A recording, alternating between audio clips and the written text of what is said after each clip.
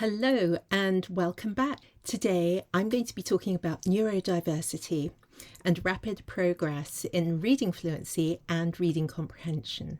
So, if you're a teacher, are you waiting for a diagnosis and an EHCP for some of the children in your school or even in your classroom? It will take time, maybe a year. And perhaps what you really need for a particular child is an extra pair of hands, a therapist, an amanuensis, or a reader. And in the meantime, as you are waiting, there is an expectation that you, the competent teacher, can manage to suppress the flare-ups or this child's potential triggers and teach almost 30 children at the same time. It's an incredible ask. Wouldn't it be great if you were not constantly reminded of this child's diminished life chances? Wouldn't it be amazing if the sensitive and neurodiverse children in your class responded so well to an intervention that they were no longer dysregulated in your class? Would you love to start your day without managing the disruptions and the distractions of children who struggle to focus and sit still? What if you had an approach that made the children feel calm, peaceful, and happy within minutes, and it improved phonological awareness, reading fluency, and comprehension? Rhythm does all of this. It taps into the deeper layers of our nervous system and helps us to feel that we belong through a really natural phenomenon known as entrainment, which helps with keeping time with everyone and everything in our environment. Entrainment is basic to the foundations of our biology. For instance, our circadian rhythm follows the ongoing cycle of darkness and daylight, and even this single example applies to the majority of living species. Think of the way that sunflowers bend to catch the intensity of the sunlight. Look at the way that birds and animals and fish move together instinctively and collectively. Entrainment brings safety and belonging wherever there is a sense of threat or challenge.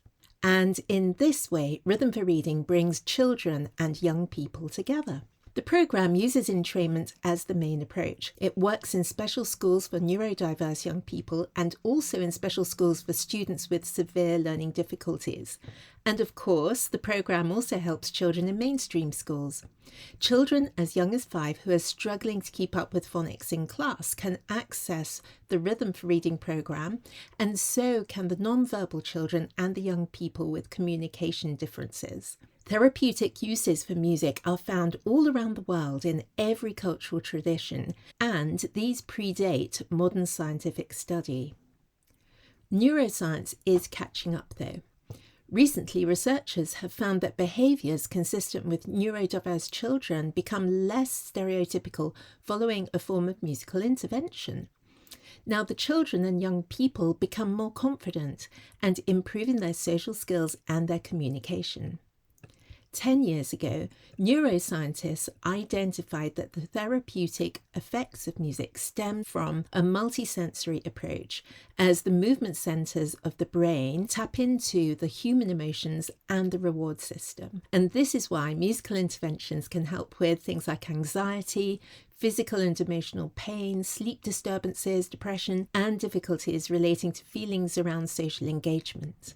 The researchers have shown that rhythm in particular has proven benefits in language acquisition, attention on tasks, and speech control, whilst in another study, the researchers have shown that neurodiverse children who took part in a musical intervention were less likely to be bullied by neurotypical classmates.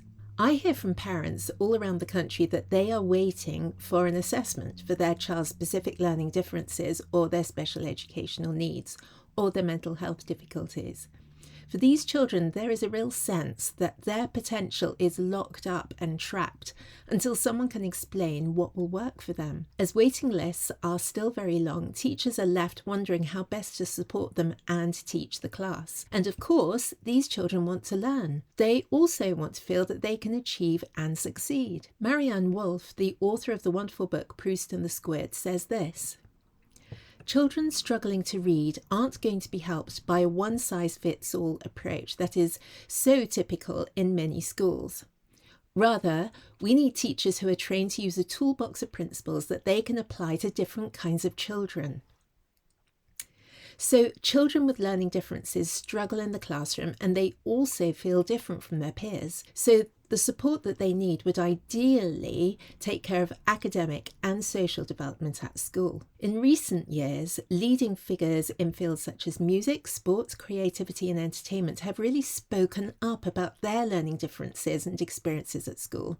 Imagine for a moment an elastic band being pulled back further and further and further and then suddenly released. This is just an analogy, but it kind of captures the intense and really unsettling tension of feeling that you do not fit in at school. And then there's that propulsive effect that follows when these young people are able to express themselves in their own unique way. Let's look at a few examples. So the Olympic swimmer Michael Phelps explained that growing up with ADHD meant that he had to deal with a sense of stigma at school. We were all in the same class and the teachers treated them differently than they would treat me. That's what he says.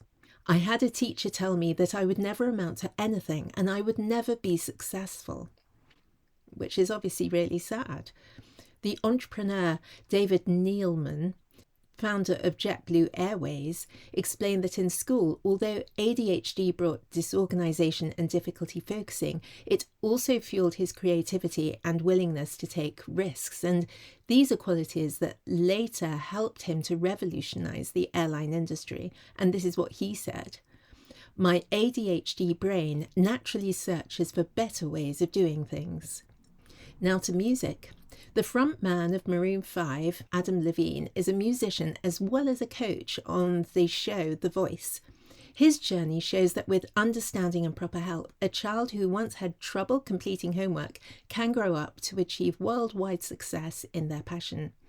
And he says, "I struggled with ADHD throughout my life. It was really hard for me to sit down, focus and get schoolwork done. My parents were patient and helped me, along with my doctor, to move forward with a treatment plan that worked." So back to me and the Rhythm for Reading story now. I've done a lot of work as a researcher as well as a practitioner in Rhythm for Reading, and I've been around the UK in special and mainstream schools as well as pupil referral units. And it's interesting this year to hear from 1/3 of both neurodiverse and neurotypical children who have taken part in the programme, and they all said that it made them feel calm. More broadly, children with ADHD, autism and behavioural and emotional social difficulties have also responded really well to the rhythm-based approach, and I thought it'd be lovely to hear from a couple of them.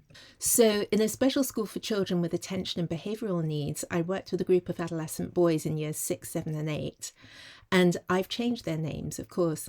This is what Alex's teacher observed. He had made better progress than usual in every aspect of oral reading: his positive attitude to reading, asking questions and discussing the text, understanding the text, reading with fluency, ease and expression, awareness of punctuation, and in his ability to tackle tricky words. His teacher actually said, "Alex now enjoys reading more challenging books confidently." And Alex himself said this: "I can read words I couldn't read before. I feel excited, I'm happy, I can read more properly. I used to hate reading, but now I want to read. I thought all this was going to be rubbish, but I was wrong. It was fun." And now we're going to hear from Caleb's teacher, who said this: "Caleb's written English has improved. He has moved into a higher ability spelling group." And Caleb said, "I'm proud of myself. I'm more focused on everything. I'm really proud." So comparing Caleb's baseline and follow-up reading assessments using the NIL analysis of reading, we can see that Caleb had made 3 months progress in his accuracy age, 12 months progress in comprehension age, and 16 months progress in his rate of reading. Now, that all happened in 10 weekly sessions of 10 minutes. And the irony is that although we see these really clear changes, Rhythm for Reading is not in the slightest bit complicated. It is highly structured though, but at the same time, it also feels like fun. So if you're interested in finding out about the simplicity of tapping into entrainment and discovering how a rhythm-based approach could help your pupils, why don't you sign up for my next webinar? The link is below and I look forward to seeing you there.